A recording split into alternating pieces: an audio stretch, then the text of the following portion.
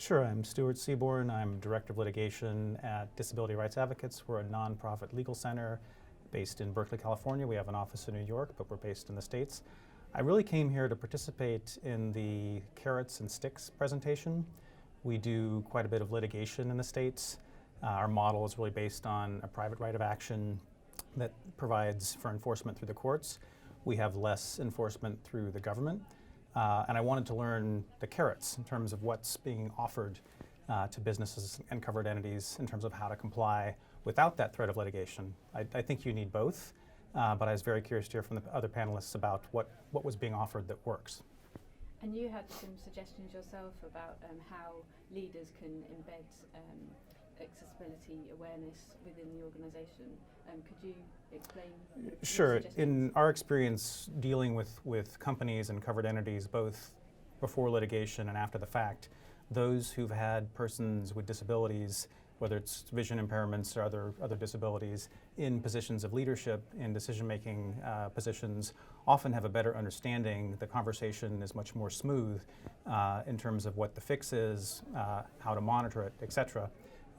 Whether to build in accessibility at the design stage, how to keep programs in place like with web design or app design so that as the web functions and app functions are updated, there's the flexibility to build an accessibility instead of having to create new solutions from scratch every time.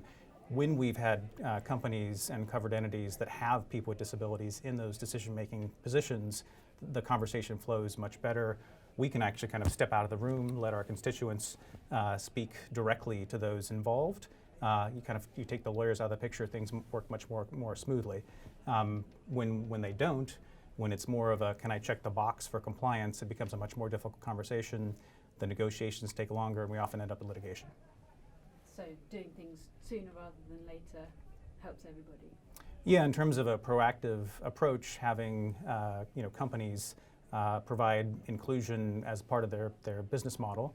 It certainly not only attracts the disability market, but makes things like working with advocates a much smoother process overall.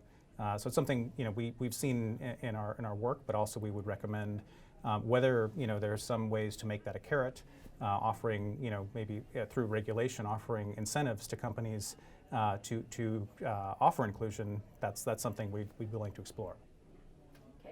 And what key things have you learned so far from the event, or what do you expect or hope to learn from the rest of TechShare Pro? Oh, there's a ton of information. I feel like I'm a sponge here.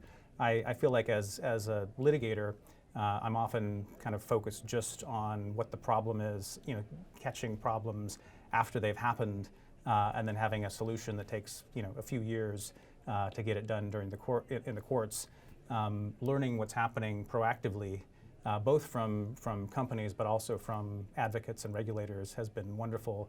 I was particularly intrigued by what's happening in Norway, where regulators are actually going out and doing inspections, publishing the results of inspections, and then when companies don't comply, having a window for them to fix it, and if they don't fix it in that window, having the ability to fine on a daily basis. I think that would certainly make a lot of companies wake up.